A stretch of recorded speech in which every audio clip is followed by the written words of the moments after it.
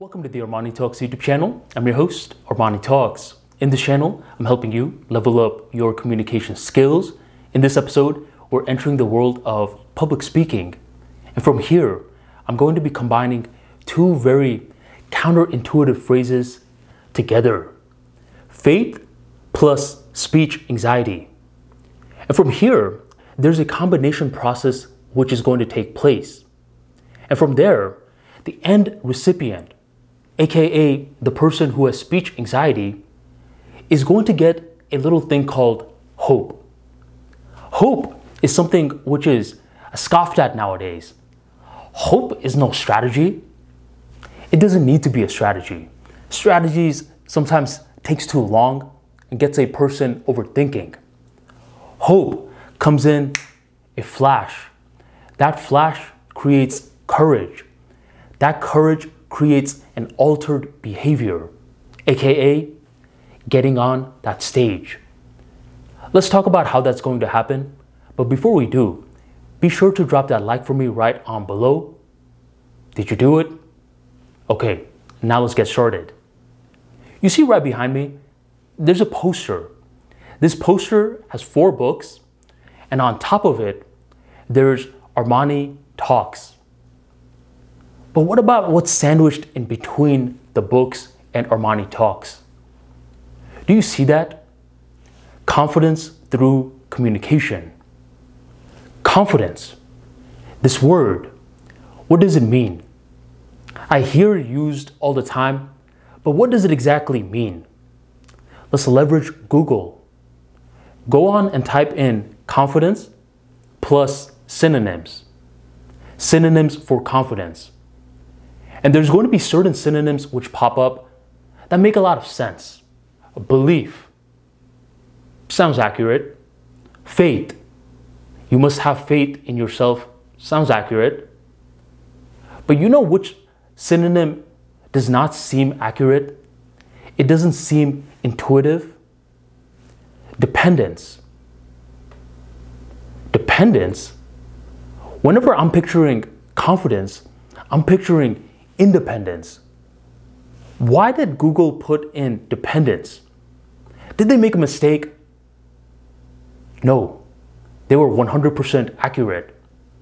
See, in a fantasy world, a person is independent, which leads to more independence. In the real world, dependence leads to independence. In this fantasy world, a person is sold on this narrative for a certain period of time.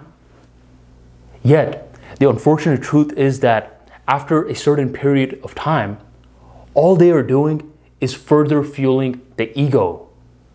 With this ego, there can be moments where this person is being extremely brave, yet other times, this person is being a massive coward.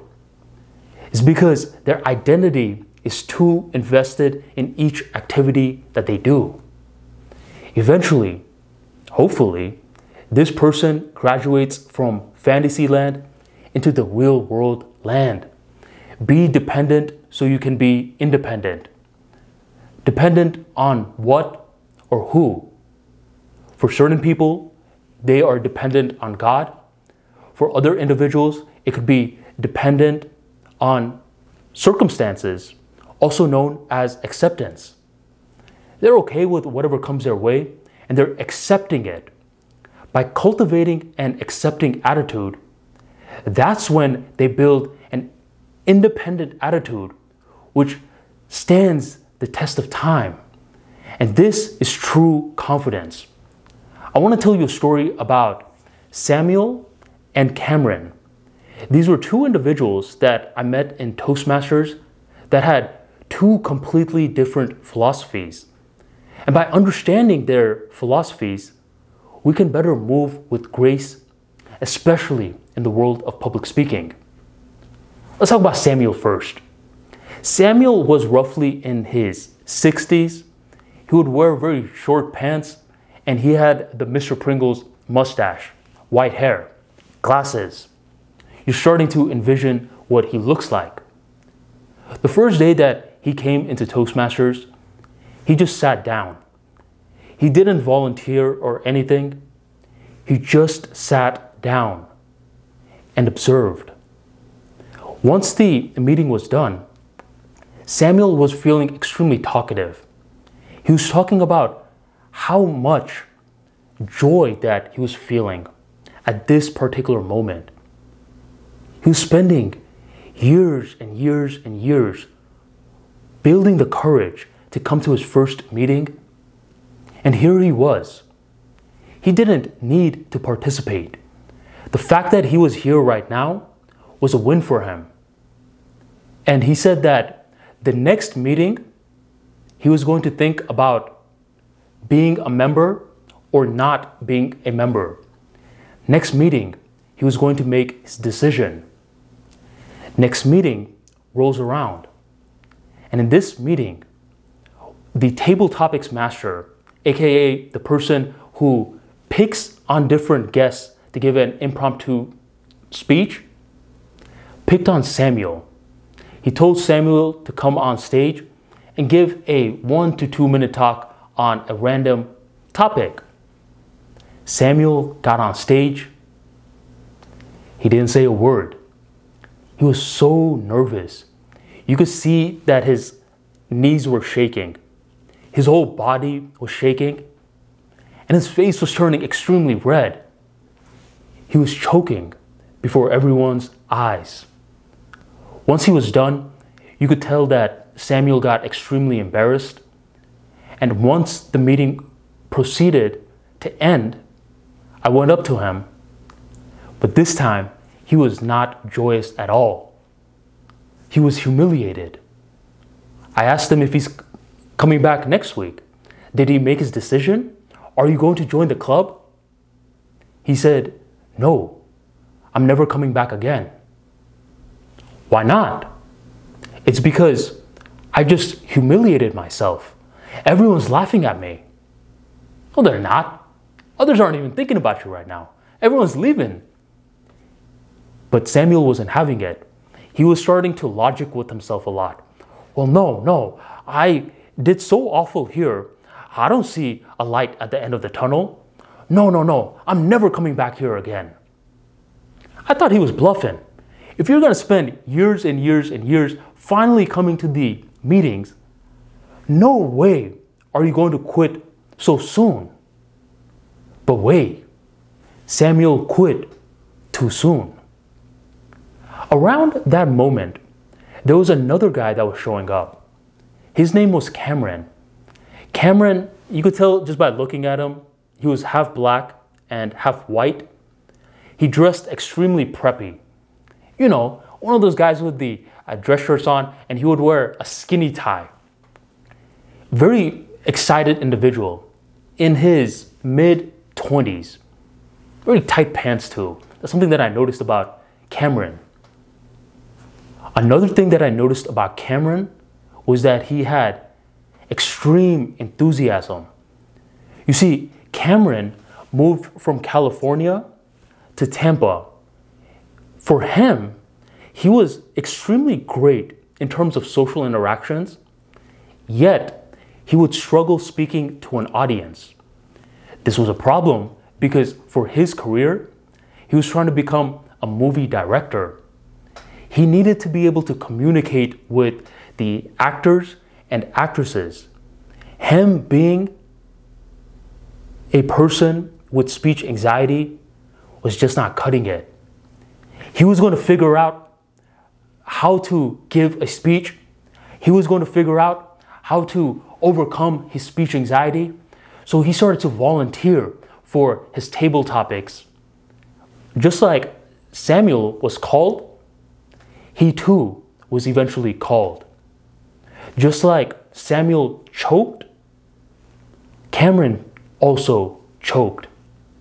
The first time he got called on stage, he ended up making a straight fool of himself. He accidentally cursed. He said 2 curse words, which were a little cringe to hear, especially from the audience member's perspective. Then he proceeded to stutter. And once again, you could just see the knees buckling. It wasn't a good look. First talk, he bombed. But unlike Samuel, Cameron had enthusiasm. He was like, don't worry about it, man. You don't have to give me a pep talk or anything. The next one is going to be better. Next week came around, and he was right. It was a little bit better. But once again, he dropped an F-bomb. Come on, man. There's some little kids around. You shouldn't be doing this. And once again, he ended up choking. After speaking to him in the meeting, I'm like, does this guy need a pep talk? He waved off my pep talk. He's like, Armani, just give me some time. I'm figuring it out. Next week comes along, and next week, Cameron suddenly surprises everyone. He gives a flawless 2-minute impromptu speech and ends up winning the ribbon. What changed? I don't know. But what Cameron did show was that he had the courage to show up the third time when Samuel did not have the courage. For Cameron, he was not operating on logic, because if he was operating on logic, what would logic show? Logic would show that the third time, he was going to make just a big fool of himself as he did for the first two. And rather than just dropping an F-bomb, he may drop a P-bomb, a D-bomb, a C-bomb. I'll let you use your imagination. Cameron never stopped having faith in himself. Why? Because Cameron, at that point, made himself dependent. Dependent on what? Dependent for this moment. This moment was an extremely unique moment for him. He had never been to Toastmasters before. And whenever you are learning something new, what's going on? Your body is taking time to adjust. That's what fear can do to a person. It's when logically they understand everything, but their body simply is not complying. That's why Cameron, when he was getting on stage, he was also shaking, but he was making himself dependent at that moment. He was understanding the process of cultivating acceptance. And by doing that, he embarrassed himself the first two times, but the third time, the first two mistakes were wiped off clean. I don't even remember it like that. The only reason I remember it is because I am sharing it in terms of a story format. Afterwards, I came to realize that Cameron joined a few different clubs and he consistently worked his way up. He was the definition of what happens when you have faith in yourself, but more importantly, you maintain hope. You'll see a lot of people, they're like, well, hope ain't no strategy. You don't always need a strategy, especially when you're terrified, which is something that happens with people in terms of speech anxiety. Hope is what comes in a sudden flash. And that sudden flash is what gives courage to get on stage. Samuel, he may be spending the rest of his life, unfortunately, it's not nice of me to say this, living like a victim, living like a loser, because he doesn't have any fight in him. He's not a dog. You don't become a dog by always using your logical mind too much. You become a dog by being like Cameron, maintaining enthusiasm despite whatever happens, and holding onto hope. That hope which can give that sudden flash of courage when you are least expecting it. Human beings, we are not symmetrical creatures. We are asymmetrical creatures, which is why compounding effect is even a thing in the first place. Cameron understood this.